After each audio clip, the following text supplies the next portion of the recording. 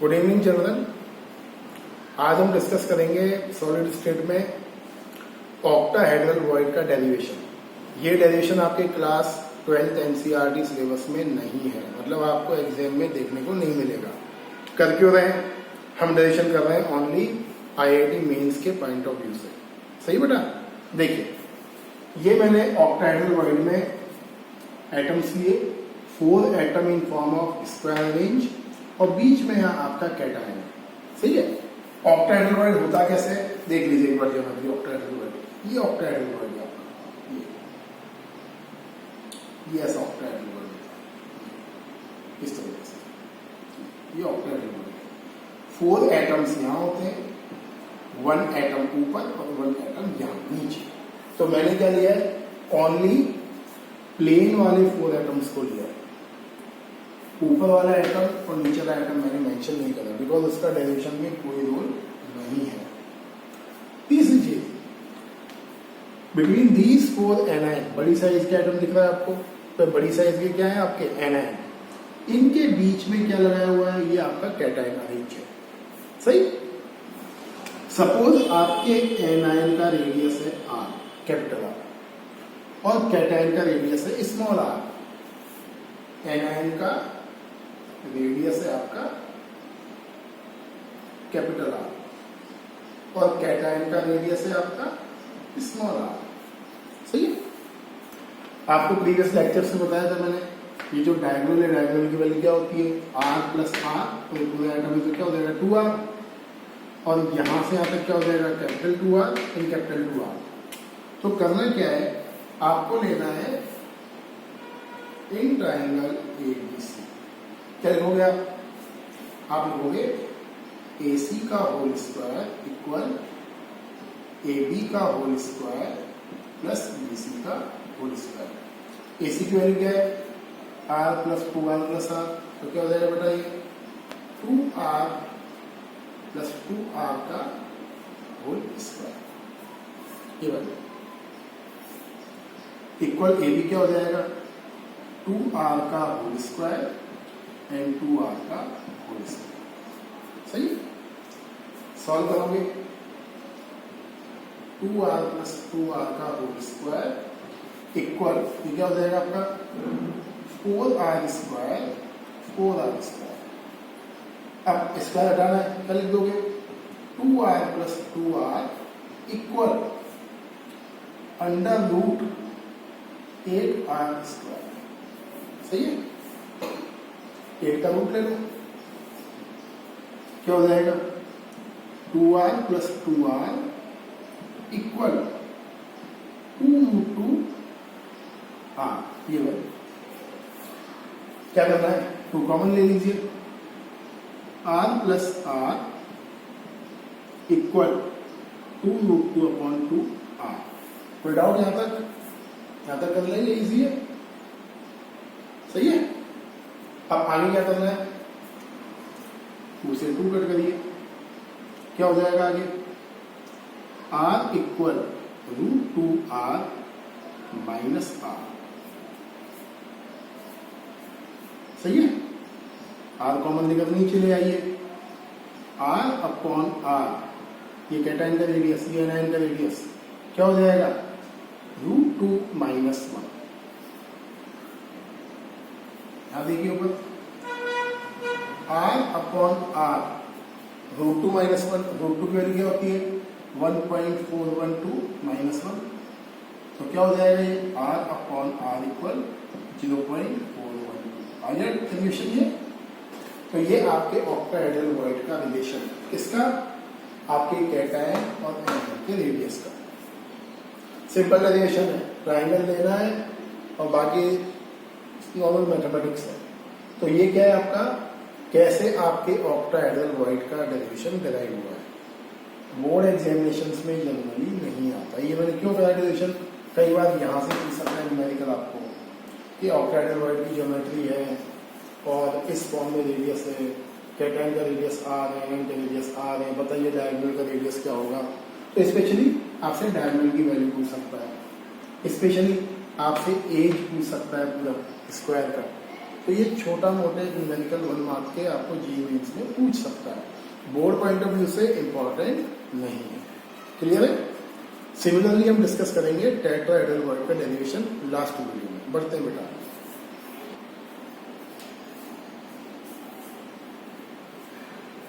एक क्वेश्चन देखिए बेटा, जेईई एडवांस का है और एनसीईआरटी में आपकी मेंशन है। जैसा मैंने पहले ही बोला है आपको कि अगर आपने केमिस्ट्री का एनसीईआरटी ढंग से कर लिया, मतलब समझ लीजिए आपका मैक्सिमम एग्जाम्स आपके निकल जाएंगे, क्योंकि क्वेश्चंस थ्योरेटिकल लेवल पर आते हैं, घुमा फिरा कर लेते हैं। क्वेश्चन देखिए, आपके पास NaCl का क्रिस्टल है, सही है, और आपने इसमें ऐड करा है, आपने इसमें ऐड करा है 10⁻³ मोल परसेंटेज ऑफ SrCl। मतलब NaCl के क्रिस्टल में आपने ये इम्प्योरिटी ऐड करी है। कौन सा इम्प्योरिटी ऐड करा है? आपने ऐड करा है 10⁻³ मोल परसेंटेज SrCl। क्वेश्चन क्या पूछ रहा है? फाइंड आउट कैटायनिक वैकेंसीज, और आपके पास ऑप्शन है ये। Option number 1 10⁻³ cationic vacancy, option number 2 10⁻⁴, option number C 10⁻⁵, and option number D 10⁻⁻10। ये आपके पास ऑप्शन है। क्वेश्चन देख लो एक बार। आपके पास NaCl क्रिस्टल है, आपने SrCl2 10⁻³ मोल परसेंटेज इम्प्योरिटी डाला इसमें। आपको बताना है इसको डालने के बाद कितना कैटायनिक वैकेंसी क्रिएट होगा, मतलब कितना वैकेंसी या कैटाइंस का NaCl में फॉर्म हो जाएगा। अब क्वेश्चन समझ में नहीं आया तो बहुत भारी है। भारी इसीलिए आप उलझे रहोगे कि मैं कैटायन मोल परसेंटेज का क्या मतलब है। मतलब कुछ नहीं, ध्यान से देखिए। जो सबसे इंपॉर्टेंट पॉइंट है वो आपको जो ध्यान रखना है, वो ध्यान रखना है Na का वैलेंसी होता है +1। मन में लिख रहा हूँ, आप ध्यान रखें, आपको समझाने के लिए प्लस भी लिखते हैं, जनरली हम प्लस ही लिखते हैं। +1 मीन्स Na की वैलेंसी 1 है और Sr का वैलेंसी है +2। क्लियर? अब देखिए कितना सिंपल है। 10⁻³ मोल परसेंटेज, क्या मतलब? परसेंटेज हम किस पर निकालते हैं? Percentage we calculate on 100। तो इसका मतलब क्या हो जाएगा? 10⁻³ अपॉन 100 इक्वल क्या हो जाएगा? 10⁻⁵ मोल। मतलब आपने इतना मोल SrCl2 NaCl में ऐड करा है। अगर ये क्लियर नहीं हुआ मोल परसेंटेज तो न्यूमेरिकल छोड़ ही देना बिल्कुल, मतलब कोई जरूरत नहीं उसको अटेंड करना, ये होगा नहीं सॉल्व। तो मोल परसेंटेज का मतलब क्या है? 10⁻³ मोल परसेंटेज मीन्स 10⁻⁵ मोल आपने SrCl2 मिलाया। अब लॉजिक देखिएगा ध्यान से, इस जगह 1 मिनट में सॉल्व हो जाएगा, कुछ है ही न्यूमेरिकल में। अगर आपने Sr+2 का 1 आयन मिलाया NaCl में, तो ध्यान से देखना बेटा, तो करने आ रहे हैं ये NaCl में आपने 1 आयन मिला दिया, ये आपके Na+ के आयन्स, ये Na+ और ये Cl- मैं बना रहा हूं समझाने के लिए, ये Cl-। जब 1 Sr+2 एंटर करेगा तो कितने Na+ बाहर जाएंगे? Of course 2 Na+ will be moved outside. क्यों गए 2 Na+? क्योंकि Sr का वैलेंसी +2 है और चार्ज को बैलेंस करने के लिए 2 Na+ विल मूव आउटसाइड। तो होगा क्या? यहां से 2 sodium ion will be remove, चले गए बाहर ये 2 सोडियम आयन। लेकिन जो 1 वैकेंट स्पेस है उसको कौन ऑक्यूपाई कर लेगा? स्ट्रोंशियम। एंड 1 वैकेंट स्पेस बचेगा। समझ में आ रहा है? 1 स्ट्रोंशियम आया, उसने 2 सोडियम को हटाया, 1 वैकेंट स्पेस स्ट्रोंशियम ने ऑक्यूपाई करा, तो एक क्या बना? वैकेंसी क्रिएट हो गया। मतलब जितने आयन स्ट्रोंशियम के एंटर करेंगे उतनी ही वैकेंसी कैटायन Na+ कैटायन का क्रिएट होगा। क्रिएट तो डबल फॉर्म में होगा, वैकेंसी क्रिएट, बट उसका सिंगल वैकेंसी कौन ऑक्यूपाई कर लेगा? स्टॉन्शियम। सही है। अब इसका मतलब क्या है, अगर आपने 10⁻⁻5 मोल SrCl2 ऐड करा तो Na+ का वैकेंसी भी कितना क्रिएट होगा? 10⁻⁻5। तो आपका आंसर होगा 10⁻⁻5। 99.9% स्टूडेंट आंसर ये टिक करके आते हैं, ये रॉन्ग है। कई लोग डबल क्यों सोचते हैं, 10SrCl2 आया 10⁻⁻5, इसका डबल होगा 10⁻⁻10। डबल भी नहीं होता है, वो डबल होता है 2 × 10⁻⁻5। तो सुनिए, ध्यान के रखना है, जितना ये आया उसका डबल सोडियम गया, मतलब 1 वैकेंसी क्रिएट हुई। तो 10⁻⁻5 आप डालोगे तो 10⁻⁻5 वैकेंसी ही क्रिएट होगा। बढ़ते हैं, देखिए ये चैप्टर का लास्ट फेज आपका इलेक्ट्रिकल प्रॉपर्टीज इन सॉलिड। मैंने प्रीवियस टेस्ट में बाय मिस्टेक एक क्वेश्चन डाल दिया था सेमीकंडक्टर के ऊपर, पर बाद में मैंने करेक्शन कराया था क्वेश्चन में, क्वेश्चन कट करके मैं डाला था फ्रैंकल एंड शॉर्टकी डिफरेंस, तो वो भी आने वाला है यहाँ। देखिए, according to solid state on the basis of electrical properties 3 type के आपके सॉलिड्स होते हैं। पहला है कंडक्टर, सेमीकंडक्टर एंड इंसुलेटर। अब बात आती है इसकी डेफिनेशन की। तो डेफिनेशन में हमें वो पुराना घिसा पिटा डेफिनेशन नहीं बोलना है। Conductors are the material which carry electric current and heat easily, ये गए जमाने बोलने के।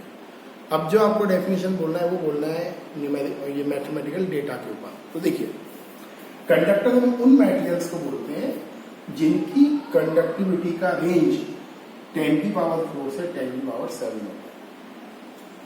सेमीकंडक्टर्स हम उन्हें बोलते हैं जिनकी कंडक्टिविटी का रेंज 10⁻⁻6 से 10⁻⁴ होता है। एंड इंसुलेटर बोलते हैं 10⁻⁻20 से 10⁻⁻6 को। तो सिंपल हम बात करें तो ओवरऑल जो मैटर की जो कंडक्टिविटी होती है किसी सॉलिड की, वो 10⁻⁻22 10⁻⁷ के जोन के बीच में होती है। And between these zone we are having 3 category of conductor, semiconductor and insulator. Exam में अगर डेफिनेशन आ जाए आपको तो आपको डेफिनेशन इसके बेस पर लिखना है, पुराना डेफिनेशन नहीं लिखना है। लिख दोगे और सामने वाला एग्जामिनर कॉपी चेक कर थोड़ा सा लीनियंट है तो आपको मार्क्स देगा, वरना काट के आपको 0 कर देगा। तो ध्यान रखना है डेटा। अब क्वेश्चन आता है सेमीकंडक्टर्स एक्चुअल में है क्या? भाई कई बार दिमाग में आता है हमारे, ऐसा कंडक्टर हमें पता है carry current, insulator do not carry current, but what are semiconductor actually? आपके मोबाइल में जो चिप लगा हुआ है ग्रीन कलर का, वो सेमीकंडक्टर है। कैसे पता लगा? जब तक आप मोबाइल को इलेक्ट्रिसिटी प्रोवाइड नहीं करोगे या एनर्जी प्रोवाइड नहीं करोगे, the chip will not carry any kind of current. मतलब ऐसे मटेरियल जो एनर्जी या हीट प्रोवाइड करने पर कंडक्टर जैसा बिहेव करते हैं, दे आर कॉल्ड सेमीकंडक्टर। जब तक आप हीट या इलेक्ट्रिसिटी प्रोवाइड नहीं करोगे, the semiconductor will not behave like a conductor, they will remain like a poor conductor और इंसुलेटर। सही है। बढ़ते बेटा, देखिए क्वेश्चन आता है सेमीकंडक्टर्स में इलेक्ट्रिसिटी फ्लो कैसे होती है। अब ये बहुत इंपॉर्टेंट क्वेश्चन है। ये हम जनरली क्या सोचते हैं कि आपने इलेक्ट्रिक करंट पास करा सेमीकंडक्टर में and they will behave like a conductor. ऐसा नहीं होता है। फिजिक्स में भी आपको टॉपिक है सेमीकंडक्टर, इंसुलेटर का, आई थिंक मुझे पता है, होना चाहिए शायद 11th या 12th में। जनरली हम क्वेश्चन पूछते हैं वाइवा बोर्ड प्रैक्टिकल में, how does semiconductors behaves like a conductor. तो बच्चे जनरली यही बोलते हैं when we pass electricity they behaves like a conductor. But कैसे? क्वेश्चन मेरा वही है, how does. If we see a example of semiconductor, आपके पास 2 एग्जांपल्स है सेमीकंडक्टर के, एक है सिलिकॉन और एक है जर्मेनियम। आप जानते हो आपके जितने भी इलेक्ट्रॉनिक चिप बने होते हैं डिवाइस में, वो सब बने होते हैं सिलिकॉन या जर्मेनियम के। देखिए ये सिलिकॉन का नेटवर्क है आपका, पढ़ा हुआ है आपने क्लास 11th में, ये डायग्राम ई ब्लॉक में। दूसरा, सिलिकॉन का एटॉमिक नंबर है 40 and electronic configuration 1s2 2s2 3p6 3s2 3p2। ये फर्स्ट शेल, सेकंड शेल और ये आपका थर्ड शेल, एम शेल। मतलब सिलिकॉन के आउटर मोस्ट शेल में टोटल 4 इलेक्ट्रॉन प्रेजेंट है। क्लियर? ऐसे ही फाइंड आउट कर सकते हो के एलिमेंट से 2, 8 एंड 4। कॉन्सेप्ट ये है, when the silicon form network, जब सिलिकॉन अपना नेटवर्क बनाता है, तो ये सिलिकॉन का नेटवर्क है। सिलिकॉन अपने 4 इलेक्ट्रॉन्स का यूज कोवेलेंट बॉन्ड बनाने में करता है। देखिए ये सिलिकॉन क्या कर रहा है, अपने पूरे आउटर मोस्ट शेल के 4 इलेक्ट्रॉन्स का यूज कोवेलेंट बॉन्ड बनाने में करता है। If 4 electron of silicon form a covalent bond, it means in silicon there is no unpaired electron present to carry electric current. तो एक्चुअल अगर आपसे पूछते हैं क्या सेमीकंडक्टर्स रियली कंडक्टर होते हैं, तो जो रिफाइंड आंसर है वो है in normal condition semiconductors are poor conductor, they do not carry any kind of electricity because उसके सारे इलेक्ट्रॉन बॉन्ड कंडीशंस में इन्वॉल्व है। अब how can we convert silicon and germanium as a good conductor? 2 रास्ते हैं silicon और germanium को good conductor में कन्वर्ट करने के। वे नंबर 1, आप प्रोवाइड करिए टेम्परेचर या प्रोवाइड करिए हीट। होगा क्या? इफ वी हीट और प्रोवाइड ए टेम्परेचर, तो यहां सिलिकॉन के कुछ बॉन्ड ब्रेक हो जाएंगे, और बॉन्ड ब्रेक होने से क्या होगा, the electrons will be available freely and these electron carry electric current. Option number 2, आप कर दीजिए डॉपिंग। सुना है नाम डॉपिंग का? ये डेफिनेशन पूछेंगे आपसे बोर्ड में, इंपॉर्टेंट है ये सीबीएसई के लिए। डॉपिंग बोलते हैं इम्प्योरिटी के एडिशन को। तो पॉइंट नंबर 2 क्या बोलता है, अगर हम सेमीकंडक्टर में कोई एक्सटर्नल इम्प्योरिटी ऐड कर दें, तो in this region the semiconductors start to behave like a conductor. कैसे होगा, क्यों होगा, मैं भी बता दूंगा आपको। तो 2 क्वेश्चन बनते हैं थ्योरी में, are the semiconductor in pure state really good conductor? Answer है नो। रीजन क्यों है नो, ये मैंने बताया। सही है, बढ़ते हैं। देखिए सेमीकंडक्टर्स 2 टाइप के होते हैं आपके। फर्स्ट कैटेगरी है सेमीकंडक्टर का इंट्रिंसिक सेमीकंडक्टर। इंट्रिंसिक का मतलब होता है इंटरनली। एक होता है आपका एक्सट्रिंसिक सेमीकंडक्टर। तो 2 टाइप के सेमीकंडक्टर है, एक है इंट्रिंसिक और एक है आपका एक्सट्रिंसिक। इंट्रिंसिक में क्या होता है, अगर आपने सेमीकंडक्टर को हीट करा, जैसे मैंने एग्जाम्पल बताया जर्मेनियम और सिलिकॉन का, if we heat semiconductor material germanium or silicon, then few covalent bonds are generally broken, and as the bonds are broken, free electrons are easily available, and these free electrons carry electric current from one place to other place. ऐसे semiconductors को हम बोलते हैं intrinsic. Extrinsic difference पूछ सकता है board में। अगर आपने सेमीकंडक्टर में कोई इम्प्योरिटी ऐड करा, जिसको हम बोलते हैं वर्ड डॉपिंग, DOPING, ये बोर्ड में आया हुआ है डेफिनेशन। डॉपिंग का मतलब क्या है, if we add impurity in semiconductor the phenomena is called doping. अगर इसके ऐड करने से semiconductors start to behave like a conductor, इसको हम बोलते हैं एक्सट्रिंसिक सेमीकंडक्टर। आपके सिलेबस में ये है पूरा डिटेल में। 2 टाइप के एक्सट्रिंसिक सेमीकंडक्टर हैं, एक होता है एन टाइप और एक होता है P type of semiconductor. N को हम बोलते हैं नेगेटिव टाइप ऑफ सेमीकंडक्टर और पी को हम बोलते हैं positive type of semiconductors. Clear? ये पूरा डिटेल हम अगले लेक्चर में डिस्कस करेंगे। आज का वीडियो मैक्सिमम थ्योरेटिकल था, ध्यान से वीडियो को सुनना है और उसके बाद अगले आपके वेडनेसडे को टेस्ट होना है। इस बार मैं आपको 20 मल्टीपल चॉइस क्वेश्चंस दूंगा। अच्छे लेवल के दूंगा मैं, एग्जाम्पल वगैरह से निकाल कर। ओनली एमसीक्यू होगा इस बार आपके, जो मैंने चैप्टर दिया है आपको, शायद सॉल्यूशन दिया होगा आपको, है ना। तो ध्यान से टेस्ट दें और ये मत सोचें कि कितने मार्क्स आने हमारे। मैंने हमेशा बोलता हूँ 12th के क्वेश्चन में आप ध्यान दीजिए मत कि मेरे मार्क्स क्या आ रहा है। पेरेंट्स से किसी को डर लगता है, वो डर की वजह से टेस्ट नहीं दे रहा है। मैं अभी भी कह रहा हूँ आपको एक चीज, ये कंडीशंस लंबी जाने वाली हैं। कई बच्चे क्या है इस प्लान में बैठे हैं, मतलब नाम नहीं लूंगा मैं क्योंकि डिस्कशन होते हैं हमारे, तो कई बच्चे इस प्लान में बैठे हैं कि हाँ मुझे सितंबर में कर लेंगे, अक्टूबर में कर लेंगे। मैं फिर बोल रहा हूँ सितंबर अक्टूबर में केवल क्रैश कोर्स होता है, कंप्लीट सिलेबस पॉसिबल नहीं है करना। हमारी प्लानिंग ये है कि जो भी लॉकडाउन का टाइम फेज है, अभी 3-4 चैप्टर कर लें और जैसे ही कोचिंग ओपन हो एक बार बढ़िया रिवीजन करें इसका, उसके बाद आगे बढ़ जाए। तो अभी जो जनरली इंफॉर्मेशन आ रहा है, जल्दी से ये चीजें सॉर्ट आउट होने वाली नहीं है। मतलब दुनिया में मैक्सिमम लोग ऑनलाइन टीचिंग पर ही डिपेंड है। और वीडियो लेक्चर ध्यान से देखिए और कोई दूसरा यूट्यूब के वीडियोस वगैरह मत देखिए, क्योंकि यूट्यूब्स वगैरह पे जनरली और जो वीडियोस होते हैं अपलोडेड, वो कैसे होते हैं 2 वीडियोस में पूरा चैप्टर कंप्लीट, 2 घंटे में पूरा चैप्टर कंप्लीट कर लेते हैं। आप जानते हैं एक चैप्टर को कंप्लीट होने में कम से कम 14 to 15 वीडियो लेक्चर्स चाहिए। 20 मिनट का वीडियो लेक्चर आप देखोगे तो ये 20 मिनट का video lecture is equal to 2 lectures in physical class. अगर ये चैप्टर आप देखोगे 15 लेक्चर आपकी जनरली लगते हैं एक चैप्टर होने में।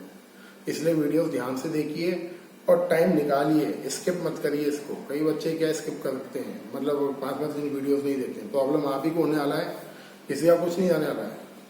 ध्यान से वीडियो देखिए, टेस्ट दीजिए, मार्क्स क्या आ रहे हैं क्या नहीं आ रहे हैं कोई मतलब मत रखिए उससे, इंटरेक्शन रखिए। कहीं भी डाउट हो कॉल करके पूछिए, आप मैसेज मत करिए, आप तो फोन कर लीजिए सीधा मुझे कि सर मुझे डाउट है।